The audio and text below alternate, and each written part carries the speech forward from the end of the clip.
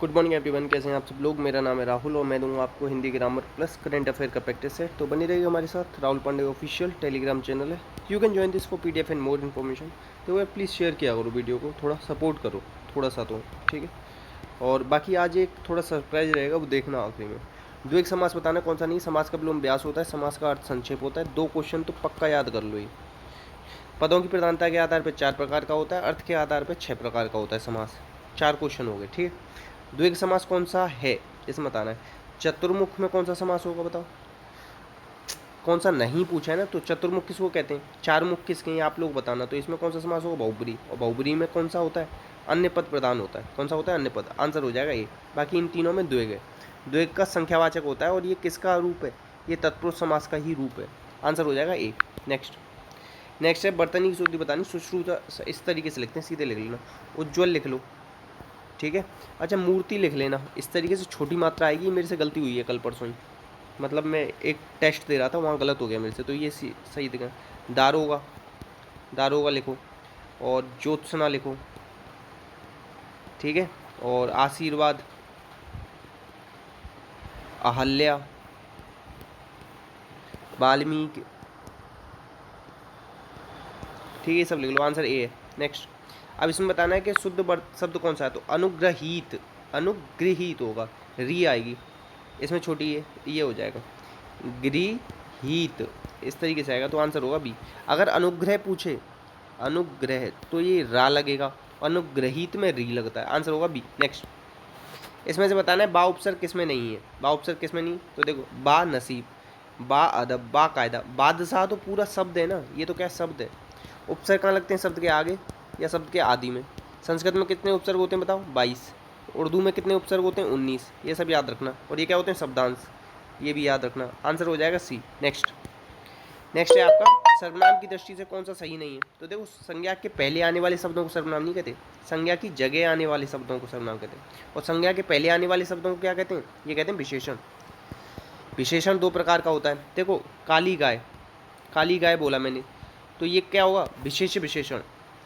क्यों होगा, क्योंकि इसमें जो विशेषता बताने वाली काली आ रही है ना, तो ये पहले आ रही है। अगर मैं बोलूँ गाय काली है, तो ये हो जाएगा विधेय विशेषण। क्या हो जाएगा, विधेय विशेषण। विशेषण 4 प्रकार के होते हैं, गुणवाचक, संख्यावाचक, परिमाण और सार्वनामिक, ठीक है, याद रखना। और 3 अवस्थाएं होती हैं, मूलावस्था, उत्तरा, उत्तमा। देखो 6 प्रकार के होते हैं, मैंने बता रखा है। संख्या 11 होती है सर्वनाम की। आंसर ए है, ए गड़बड़ है, बाकी सब सही है। नेक्स्ट, इसमें से कौन सा विकल्प मिश्र वाक्य का है। मिश्र में की आता है, जो सो आता है, ये सब याद रखो, ज्यों त्यों। तो कौन कौन सा, देखो कौन सा आएगा मिश्र के अंदर। देखो इसमें पहले ही की दिख रहा है ना, एक ही बार में लगाओ ना, बाकी सबको पढ़ने की क्या जरूरत है फालतू। नेक्स्ट, किस विकल्प में अव्ययीभाव समास है। अव्ययीभाव समास बताना है। तो देखो कौन से में अव्ययीभाव समास होगा, जल में चरने वाला, ये तो तत्पुरुष हो जाएगा, ठीक है। यस अपयस, ये तो द्वंद्व हो जाएगा, या तो यस होगा या अपयस। द्वंद्व 3 प्रकार का होता है, इतरेतर, वैकल्पिक और समाहार, ये भी याद रखना है। इसमें बीच में योजक चिन्ह लगता है, थोड़ा बड़ा कर देंगे तो ये निर्देशक चिन्ह होता है, ठीक है। तिलांजलि, ये बहुब्री समास। निर्विकार, निर इसमें आ गया ना उपसर्ग, इसमें उपसर्ग ही आते हैं। अब भाई भाव का ना बहुवचन नहीं बनता कभी भी, ये भी याद रखना। आंसर बी है। नेक्स्ट है, क्या कल होने वाले अग्नि परीक्षण में, अग्नि प्रक्षेपण में हम कामयाब हो पाएंगे मतलब भविष्य की बात कर रहा है, आने वाले टाइम। काल 3 प्रकार के होते हैं, भूत, वर्तमान, भविष्य। भूतकाल 6 प्रकार का होता है, वर्तमान काल 5 प्रकार का होता है, भविष्यकाल 3 प्रकार का होता है। अपूर्ण याद रखना, कभी भी अपूर्ण पूछ लेना उसके साथ रहा आएगा, संदिग्ध के साथ होगा आएगा, और आसन्न के साथ है आता है। ये 3 चीज़ याद रखना, आंसर सी है। नेक्स्ट, अब देखो रात का बहुवचन क्या होगा, रात है, रात का रात है।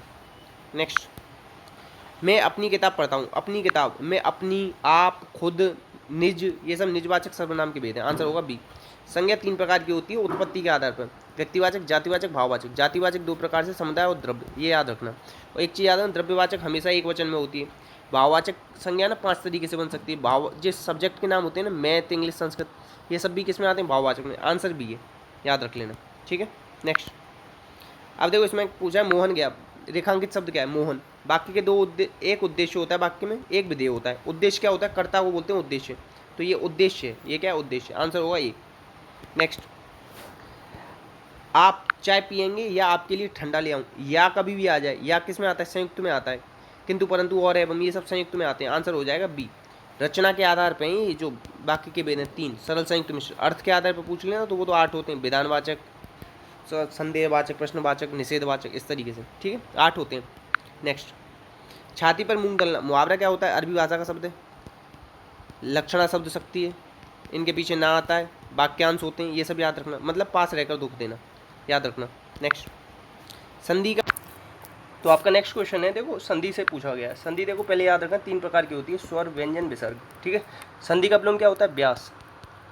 विच्छेद मत कर देना कहीं, सॉरी मैं भी क्या कह रहा हूँ। संधि का विलोम व्यास नहीं होता, संधि का विलोम क्या होता है? विग्रह।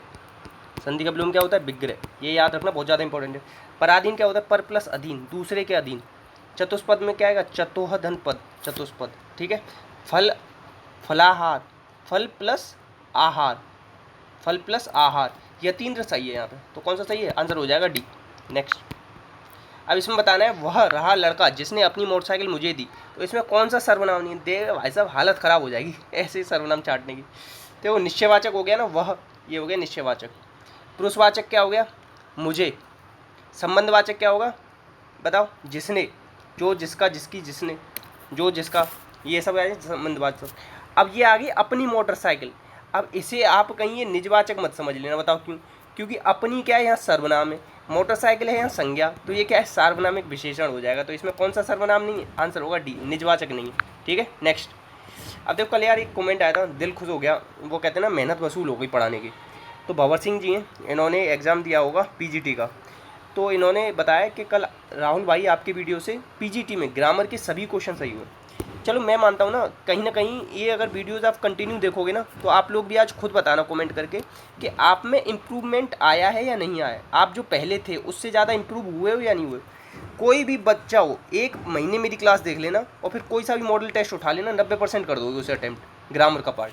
ठीक है, और ये संज्ञा, पर्यायवाची वगैरह, विलोम, ये भी बताता जाता हूँ साथ में, तो 90% कोई भी कर सकते हो। ठीक है, तो प्लीज़ इस चीज़ को भी ध्यान देना कि फंस रहे हैं क्वेश्चन, तो आप लोग पढ़ो कंटिन्यू। बात सबसे बड़ी है कंटिन्यू की।